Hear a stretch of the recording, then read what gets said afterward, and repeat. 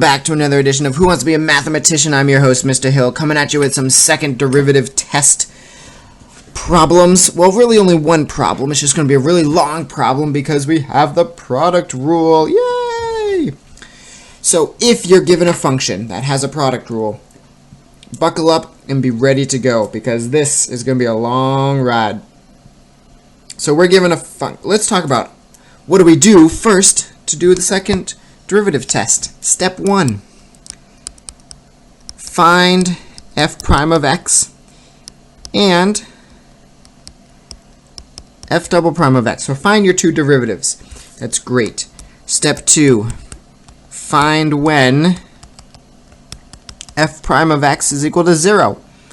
Because you can use those points, those x values, and you can, step 3, take those x values, plug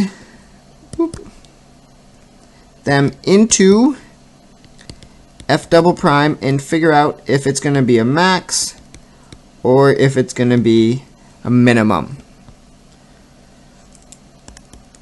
Step 4, that's a lovely 4. Step 4, we're going to find points of inflection, so that's when our f double prime is equal to 0, and we're going to use that to talk about concavity.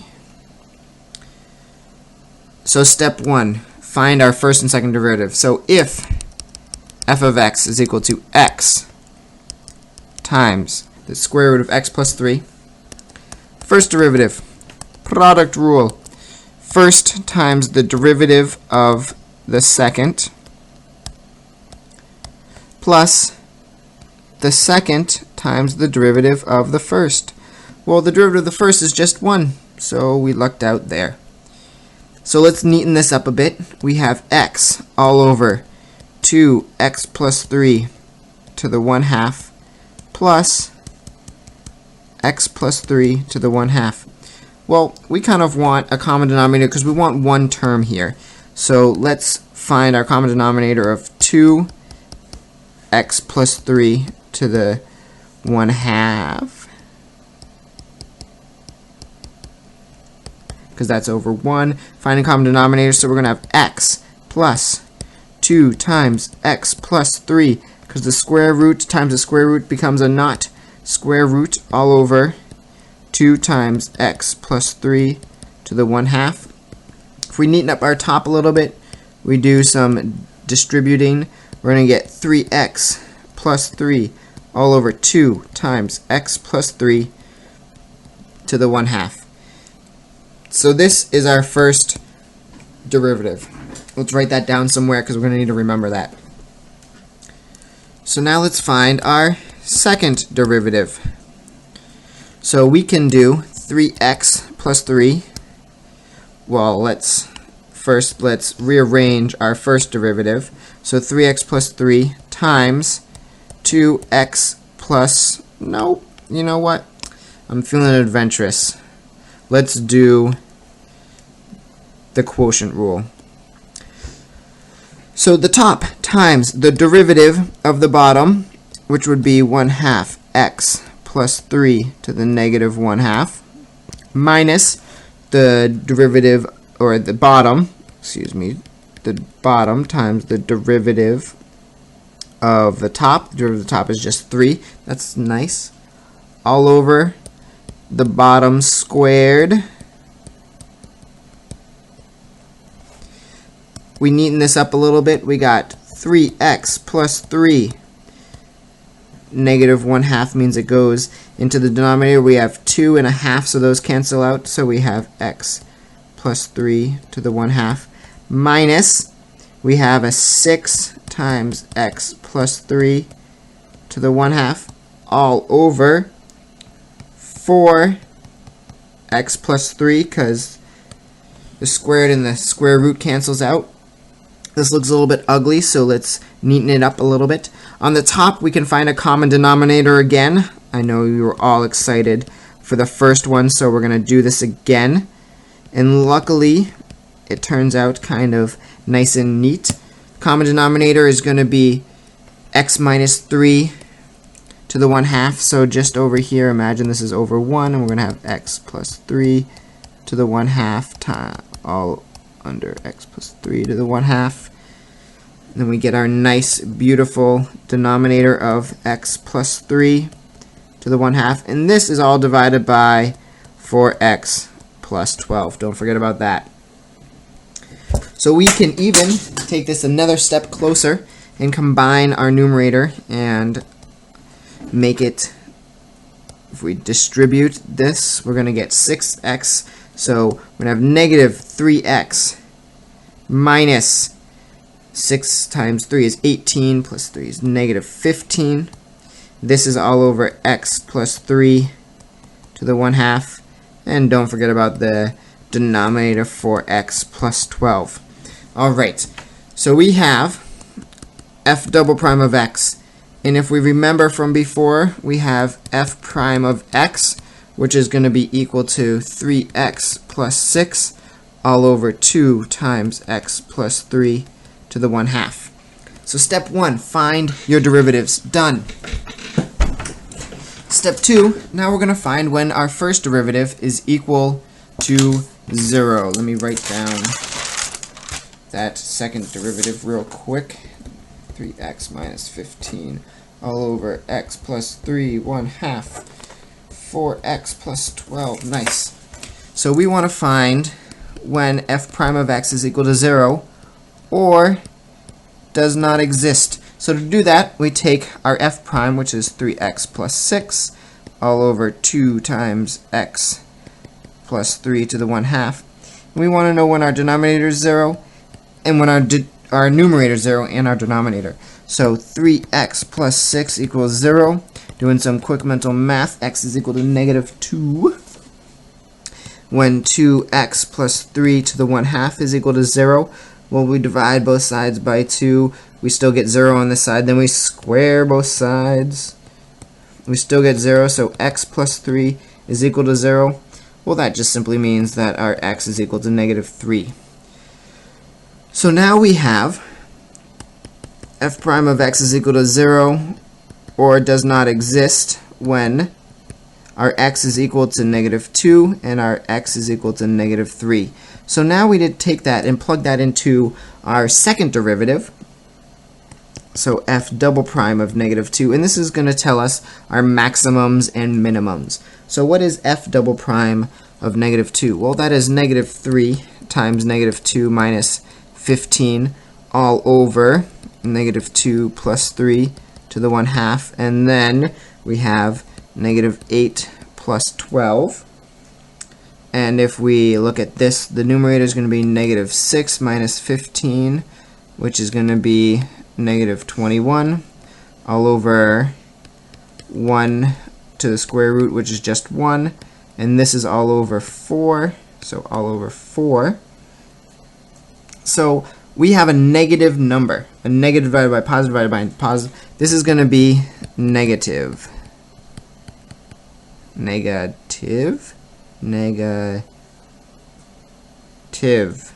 Oops, extra v in there.